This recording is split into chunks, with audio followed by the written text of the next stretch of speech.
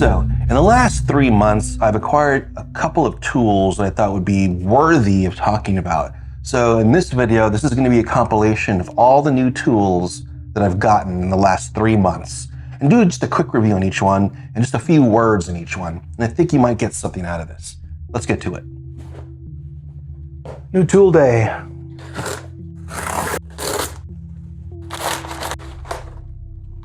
So I picked up this Hufscmid fret Tang cutter. A big dog, very big. This is their top of the line one, the more expensive one. So I can loosen this bolt here, and I can slide this plate left or right to determine how much Tang I want to cut off.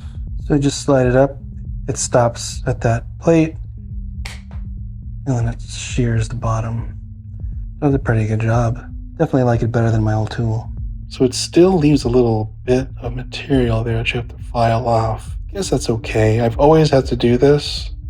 It'd be nice to have a tool that just shears it a little closer.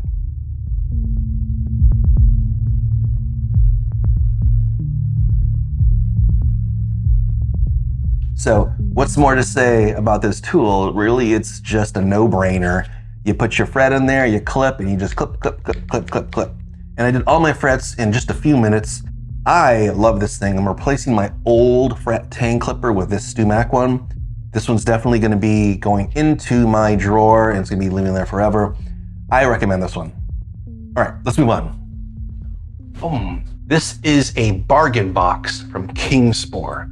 And I got this idea from Driftwood Guitars, where you get a huge 5-pound box of assorted random sandpaper. Let's take a look. All right, so this is what it looks like. And what they call this is the bargain box of adhesive rolls. And this is a 5-pound box of random assorted adhesive sandpaper. So I paid $19.95 for 5 pounds of sticky sandpaper. Let's take a look. All right, so right off the bat, this is the first roll I'm gonna pick up, and this is P60. So this is a nice 60 grit, and there's quite a huge roll of it, and it's all sticky back. And so you can kind of make your own sanding sticks or sanding devices, sanding blocks, whatever you want from this stuff, or even kind of put it on your leveling beams if you needed to. And then this random one here is 150, P150, and that's also quite a thick roll of this, and it's very heavy. All right, now this is a huge roll. Look how wide this one is compared to the 150. Look at that. So this is a very tall roll. And then over here, we have P80. I think it's fantastic. It's a 180. And then this one is another P80, so I got 2 rolls of P80.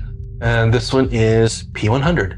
And the last one we have here is also 120. So this is an absolute bargain at $19, and it's a bargain box. You don't really know what you're gonna get. I'm super happy with this. I like the surprise element too. Like I like not knowing what I was gonna get. So there's something kind of fun and Christmas morning about that.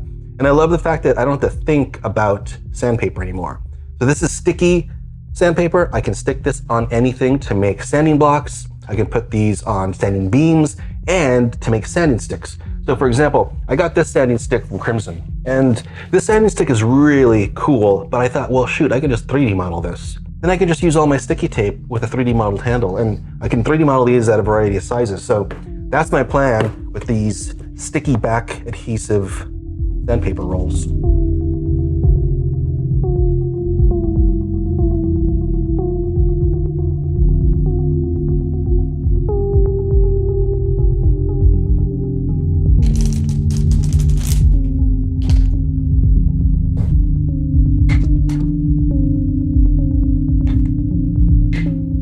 All right, so I have the Crimson sanding stick here on the bottom, and then here on the top I have the sanding stick that I 3D modeled and then 3D printed based off the Crimson one. And they're identical in every way.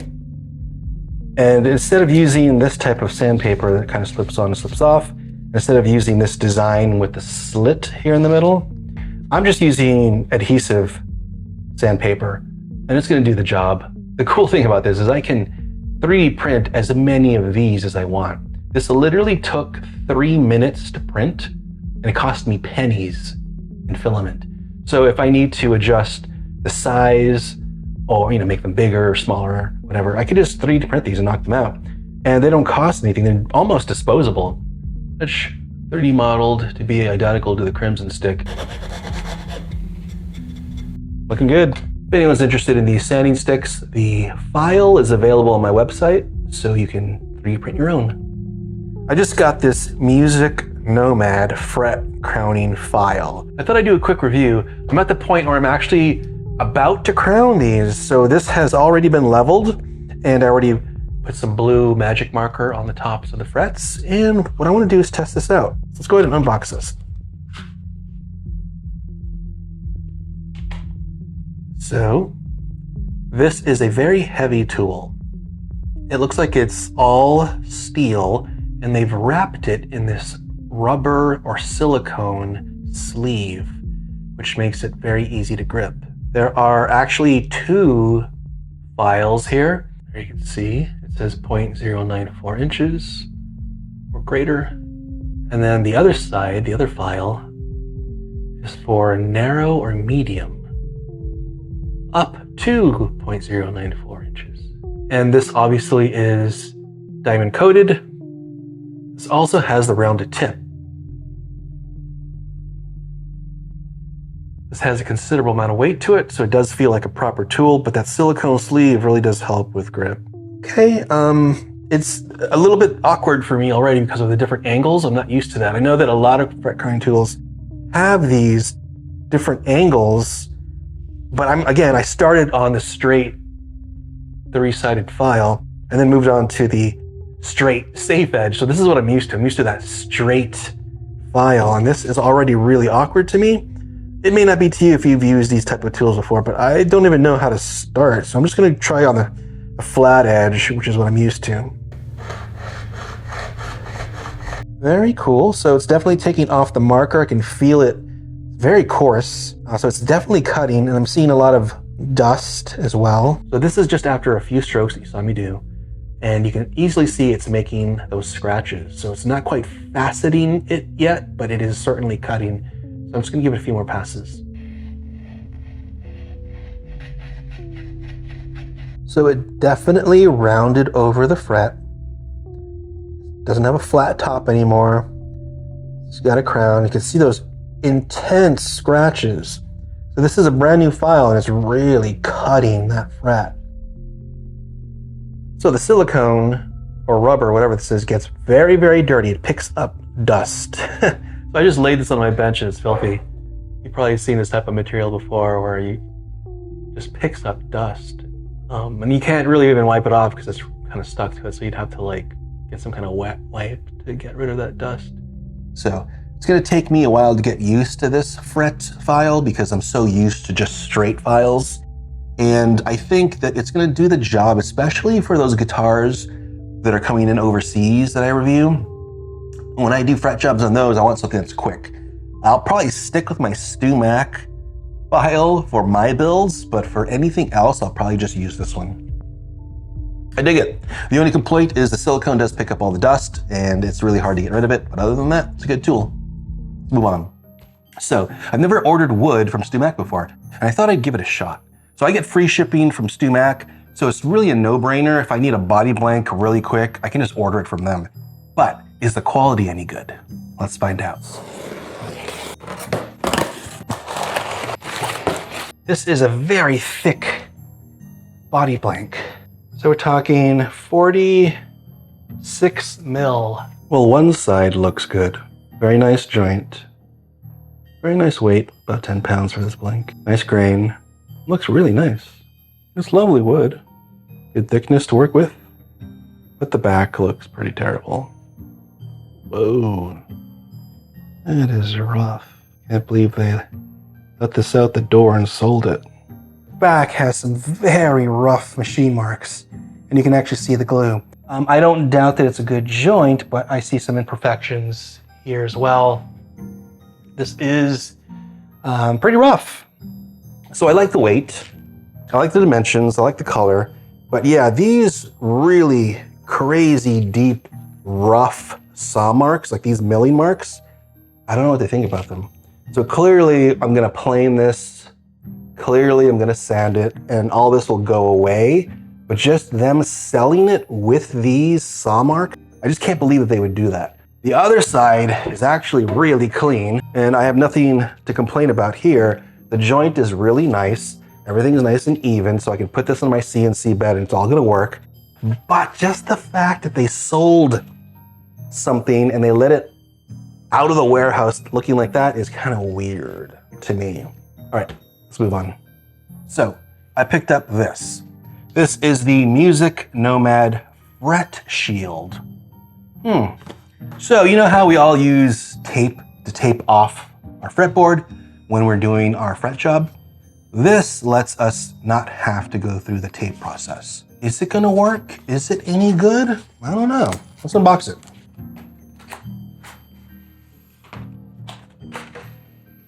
Well, that's interesting. This is a very thin sheet of aluminum that has all the fret slots in it.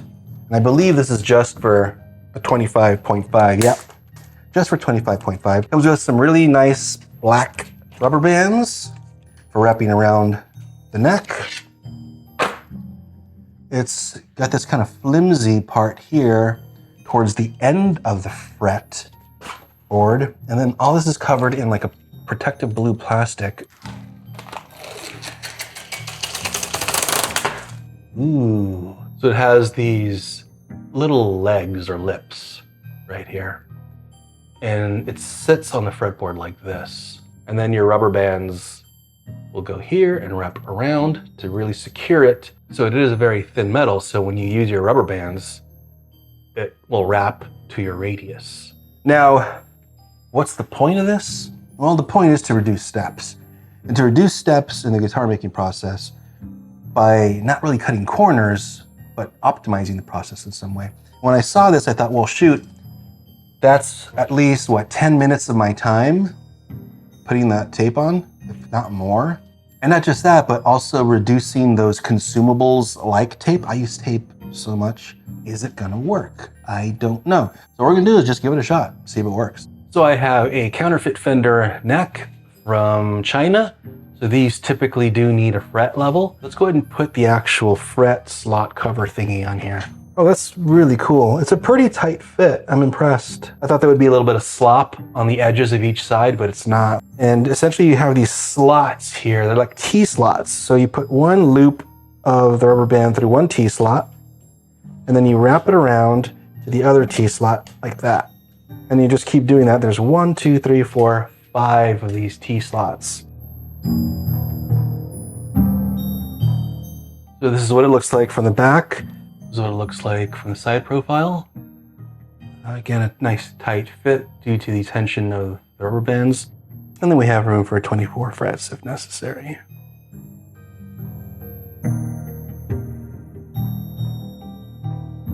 Well, I hope this tool saves me time for these overseas necks. That's all I'm going to use it for, I think. But I do think it's a useful tool to have in the shop. So this is a tool I don't think I'll use on every build. In fact, I don't think I'll use this tool on any of my builds. I think this would be a great tool to use on already existing necks, like overseas necks that always require a fret job. That is where I see the value in this.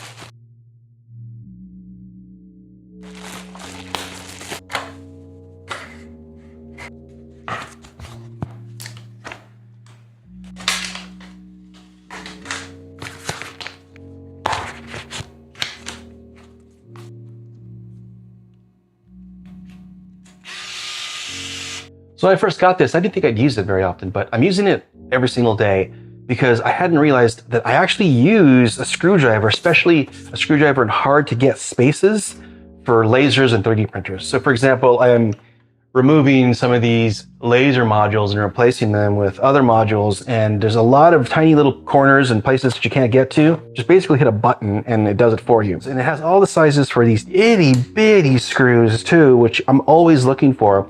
So think about like those pickup rings, right, for humbuckers, those tiny little screw heads, right? I mean, I got that tiny little screwdriver right here. And the beautiful thing is it's all magnetic too. And the other thing that I really like is that it does have this little compartment for putting all your screws in so you don't lose them. So LED ring goes all the way around it so you can actually see what you're doing. But it's all about the hard to get to spaces, which I really like. Like, I'll never use a hand manual screwdriver for humbucker pickup rings, ever. Like, why would you want to do that by hand? That doesn't make any difference. And so this is going to be really great for at least, you know, cavity covers, the truss rod covers, even like the tuners, like those tiny little screws. Like, I have a screwdriver for those tiny screws, but I love that these bits are itty bitty if I need them. So I think this would be perfect for like the tuners, which is great. And there's two modes. There's, I guess, a low torque and a high torque, and there's a lock in the middle. Awesome. I love this thing. And it's going to go into my fancy little drawer, and I'm good.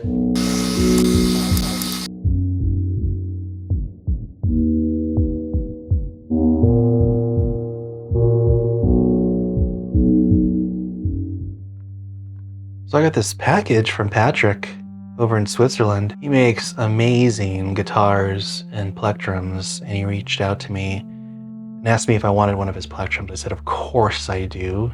Been following you for years. He's an amazing luthier. Builds everything by hand. And look at this little package. Look at that. Crazy attention to detail. So let's open this up and take a look at these cool plectrums. Just look at this. Artisan luthier and Plectrums. That is so cool. I create one-of-a-kind electric guitars and plectrums with passion. Proudly handcrafted in Switzerland since 1996. Oh, look at this. Oh, that is killer. This is really cool. I've never seen anything like it. I mean, there are zero flaws. It's got a really nice point to it too. Everything's rounded over perfectly. I couldn't tell you what this material is. It's got this nice texture to it as well, so you can really kind of hold on to it. And gosh, I've never held a pick this large before, but it is so comfortable. Like, you don't know it's comfortable till you hold one of these things. I'm gonna shred on this thing. You can see the point there. It's really nice. High gloss. Completely buffed. It feels so comfortable. You wouldn't think it, but it's so comfy. You can see the texture that I was talking about, which helps immensely with gripping on your thumb. Looks really cool too. See that perfect tip. Just perfection. And the next one. So the metal flakes are layered in such a way that there's depth. The gold or copper bronze flakes, not sure what they are situated in a way that there are layers. So you see this depth in them when you look into the plectrum. And that's the other cool thing. You're not just looking at the plectrum, you're looking into it. There's definitely a lot of cool dimension to this. And it looks even better on the edges. So that bevel is, again, impeccable and flawless. There's that trick of the light where it's reflecting and refracting off that curved edge, and it makes it just look brilliant.